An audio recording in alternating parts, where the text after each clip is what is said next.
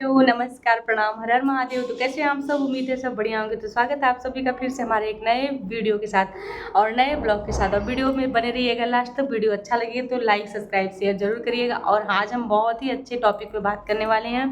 वो टॉपिक है, इतना बड़ा चेतावनी है जो दिमाग की बत्ती खुल जाएगी। इतनी अच्छी लाइनें लिखी गई हैं गीता में कि लोग इतने जो गृहस्थी में इतने माया में घिरे हुए हैं, लोग एकदम परेशान हैं, एक दूसरे में आसक्त हैं, एक दूसरे के शरीर में आसक्त हैं, इस चमड़े की वजह से इस चमड़े में आसक्त हैं। उसके ऊपर आज हमने बात बोलनी है और बहुत ही बढ़िया लाइन लिखी गई है। हमने उसको छाट के लिखा है। तो प्लीज़ वीडियो में लास्ट तक बने रहिएगा।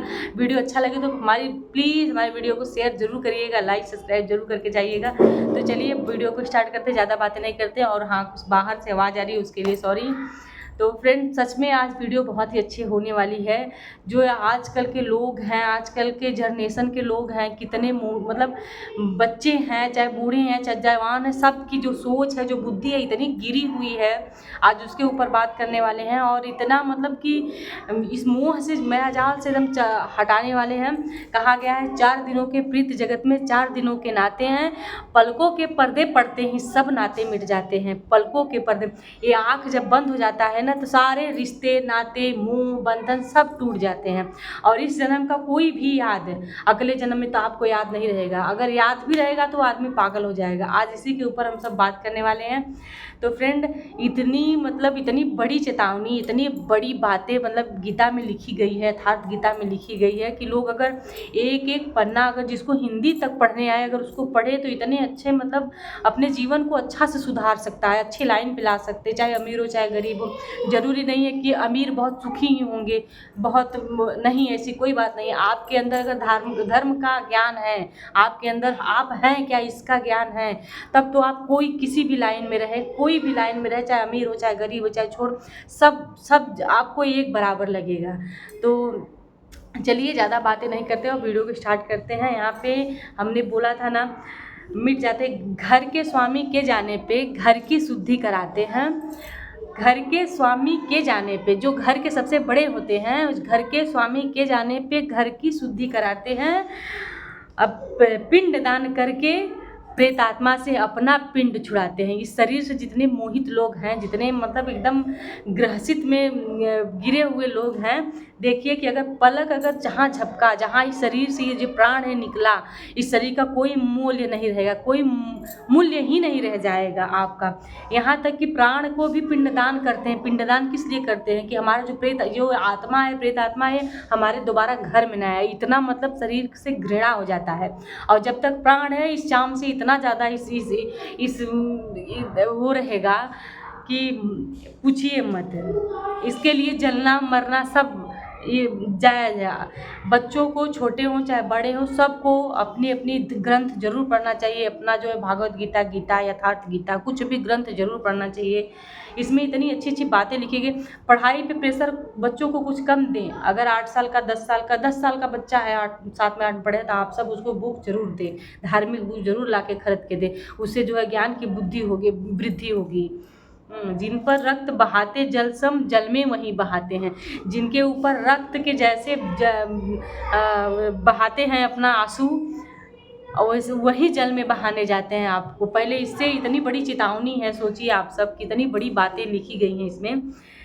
बहाते हैं, पिंड दान कर प्रेत आत्मा से अपना पिंड छुड़ाते हैं। इन नातों के मोह में पड़ के, इन नातों के मोह में पड़ के मूर्ख जन्म गवाते हैं। इसी नाते, इसी रिश्तों के मोह में पड़ के जो है मूर्ख अपना जन्म गवाते हैं। इसीलिए कहते हैं, हर अपने किसी भी गुरु का शरण लीजिए, और गुरु कुछ नहीं देंगे आपको। बहुत लोग ध्यान लगा के बैठते हैं कि गुरु ज्ञान के अलावा कुछ नहीं देते हैं, कुछ भी नहीं देंगे। आपको ज्ञान देंगे, सद्बुद्धि देंगे, आपको अपने जीने का जरिया बताएंगे कि आप जिए, आप हैं क्या, ये बताएंगे। और गुरु से ज्ञान ही प्राप्त करने का उम्मीद रखिए और किसी चीज़ का उम्मीद मत रखिए। वैसे तो भगवान है, सब देख रहे हैं। तो गुरु को मानिए, गुरु की मानिए, गुरु को नहीं मानिए, गुरु की मानिए, गुरु की बातें मानिए। इतने अच्छे महापुरुष हैं, इतने अच्छे, भाई देखिए अच्छे लोग हैं तभी तो ये जो है संसार चल रहा है, बिना अच्छे के तो संसार बिल्कुल नहीं चलता। तो ऐसे ऐसे सिद्ध महापुरुष हैं जिनके शरण आप लोग जाइए, अपने बच्चों को लेकर जाइए, अपने परिवार को लेकर जाइए, अच्छी बातें सुनिए वहाँ पे। अच्छा, कहीं किसी आश्रम या किसी स्थान पे ऐसे जहाँ संत महापुरुष रहते हैं वहाँ पे जाएंगे तो आप सबको अलग से ही मतलब वाइब, एकदम आनंदित वाइब मिलता है, अच्छा लगता है कि हाँ कहीं आए हैं। वहाँ तो कुछ नहीं समझे, जब निकलेंगे तो अब लगता है हाँ कहीं आए हैं। तो प्लीज़ आप सब अपने बच्चों को, अपने परिवार वालों को ले जाएं आश्रम अपने, और गुरु तो जरूर बनाए, बिना गुरु निर्गुरु नहीं। जैसे शंकर जी की सभा में सब लोग बैठते थे, नारद महाराज सभी बैठते थे, और नारद महाराज आके बैठते तो नारद महाराज का जगह जो है धुला जाता था उनके उठने के बाद। तो नारद महाराज 2 दिन 1 दिन देखिए उनको बहुत बुरा लगा कि भाई ऐसा क्यों होता है, सबका जगह तो नहीं धुला जाता, हमारा ही जगह क्यों धुलते हैं। तो नारद महाराज पूछे भगवान से कि मतलब क्यों हमारा ही जगह धुला जाता है। तब बताएं शंकर भगवान बोले कि क्योंकि आप निगुरे हैं, आप बिना गुरु के हैं, इसलिए आपका जगह पवित्र किया जाता है। तो बोले कि भगवान हम बताइए, आप ही बता दीजिए हम गुरु किसको बनाएं, हम गुरु किसको बनाएं।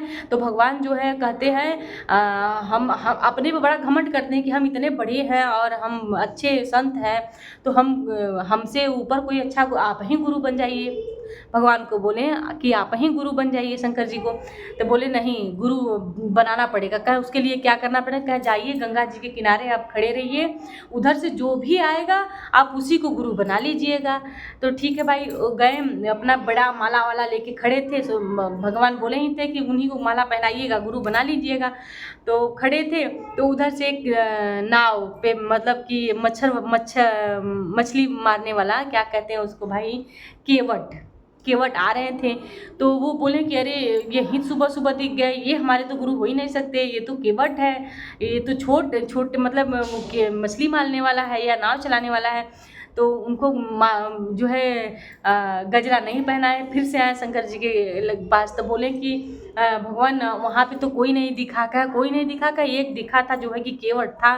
तो कहा तुम चूक गए, तुम फिर जाओ, अगर आज चूक जाओगे तो फिर दोबारा तुम्हें गुरु नहीं मिलेंगे। फिर वहाँ फिर सुबह गए और नारद महाराज मना रहे हैं, कह रहे हैं कि भगवान केवट ना आ जाए, केवट ना आ जाए। सामने से फिर से केवट आ रहे थे।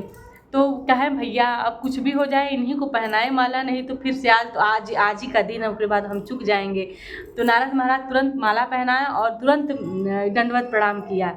तो देखिए गुरु के बिना नैया कोई नहीं, कि मतलब ज़िंदगी का भव सागर से कोई उस पार ले ही नहीं जा सकता।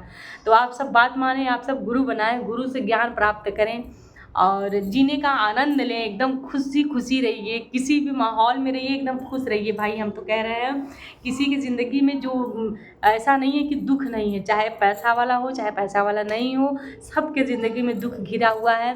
तो गुरु से बस खाली ज्ञान ही प्राप्त हो सकता है। तो प्लीज़ गुरु बनाइए, आप सब अपने अपने जीवन का जो है तरीका अलग बनाइए जीने का। इसमें लिखा है पार्थ इस लोक का कोई पदार्थ संग तेरे नहीं जाएगा, इस लोक का कोई पदार्थ संग तेरे नहीं जाएगा, परलोक न जाए। अब पिछले जन्म का कोई नाता अगले जन्म में याद न आए।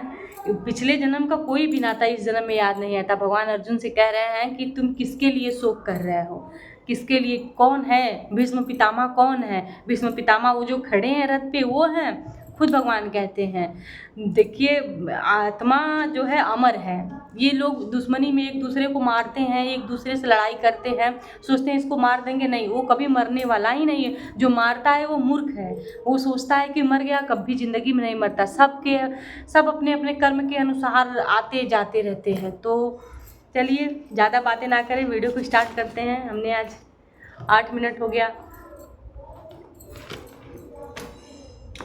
बता रहे हैं भगवान कि किसी के मरने पे तुम शोक के योग्य नहीं हो।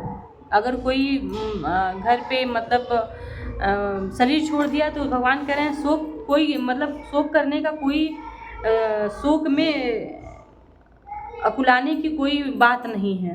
पंडितों जैसी बात बोले वचन, पंडितों जैसे बातें करते हो और सच्चे ज्ञान की से आँख चुराए, सच्चे ज्ञान से आँख चुराते हैं। लोग बातें बहुत करते हैं पर उस बातों पे अमल बहुत कम ही लोग रहते हैं। इस शरीर, ये जो शरीर है ये एक वस्त्र है, पुराना होने पे जो है वस्त्र बदला जाता है, फट जाने पे बदला जाता है। तो वैसे ही शरीर है, पुराना होने पे या फटने पे उसको बदला चेंज किया जाता है। अपने ईगो को हटाइए, अपने आप को देखिए, अपने आप को पहचानिए। इसमें लिखा है अपने ईगो को मिटाना नहीं चाहते तो अहम भाव होने से हम अलग और ईश्वर अलग है। द्वैत बना हुआ है हर एक के अंदर और